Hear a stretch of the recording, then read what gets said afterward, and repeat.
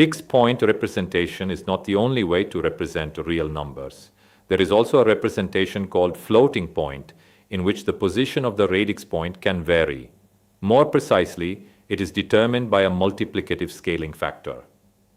Floating point representation is also known as scientific notation or exponential notation because it provides a compact way to express real numbers with many digits, which would be inconvenient to represent in fixed point format. To achieve this, a mantissa is multiplied by an integer power of the base, used in positional notation, which in our case is 2. With the same number of available bits, fixed point representation distributes the representable values uniformly over the entire numerical range. The drawback is that the position of the radix point must be decided in advance.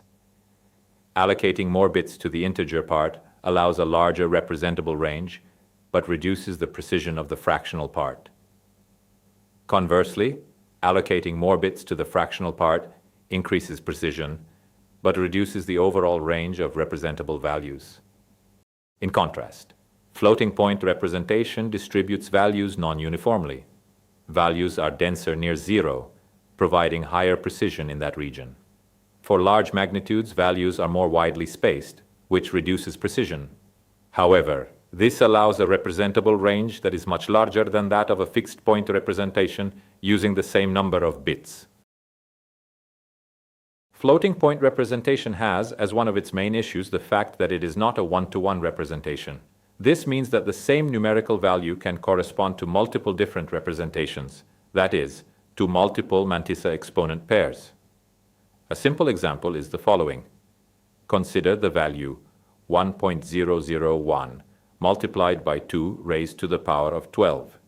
It has exactly the same value as 10.01 multiplied by 2 raised to the power of 11, or 0.01001 multiplied by 2 raised to the power of 14. In fact, infinitely many equivalent representations can be written. In order to obtain a unique representation, values are normalized, meaning that they are multiplied by an appropriate power of 2, so that the integer part becomes equal to 1. For example, the value 0.01011 multiplied by 2 raised to the power of 4 can be multiplied by 2 raised to the power of minus 2, obtaining 1.011 multiplied by 2 raised to the power of 2. As we can see, the integer part of the number is now equal to 1. Finally, another issue is to decide how many bits to reserve for the mantissa and for the exponent. The IEEE 754 standard formalizes the encoding of floating point numbers. It divides the bit string into 3 parts to represent the sign, the exponent, and the mantissa. There are 2 formats: single precision, where 1 bit, 8 bits, and 23 bits are reserved respectively, and double precision, where 1 bit, 11 bits, and 52 bits are reserved respectively. A floating point number is represented using sign and magnitude notation. Therefore, the first bit is used to represent the sign. As usual, 0 indicates positive and 1 indicates negative. The exponent is encoded as an unsigned integer using biased notation. In particular, the actual exponent value is obtained from the exponent field E by subtracting the bias, which is equal to 127 in single precision and 1023 in double precision. The floating point value is always normalized in order to obtain a unique representation.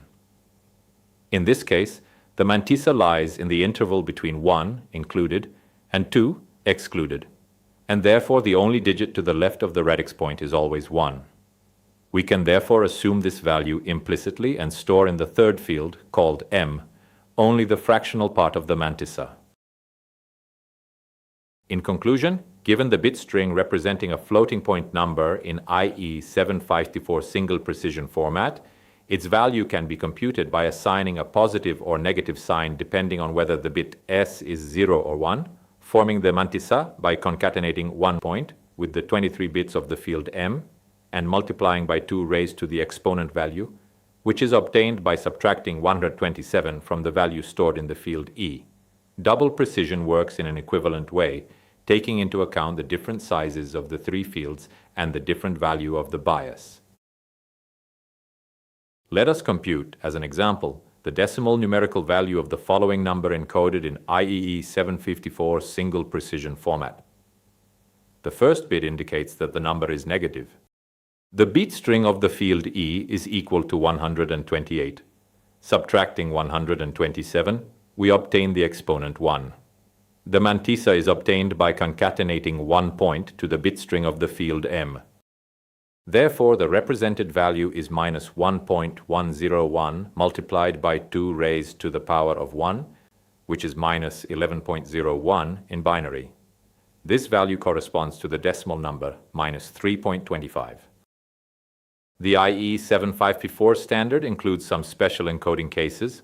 Let us analyze them for the single precision representation. If E equals 0 and M equals 0, the value represented is 0, which may be either positive or negative.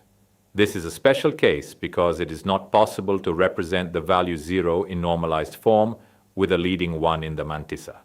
If E equals 0 and M is different from 0, we are representing denormalized subnormal numbers. In this case, the mantissa has the form 0 radix point M, and the exponent is equal to minus 126. It is worth noting that this corresponds to numbers that are so small that they cannot be normalized using the bits available in the exponent field of the single precision format. Therefore, they are represented in denormalized form.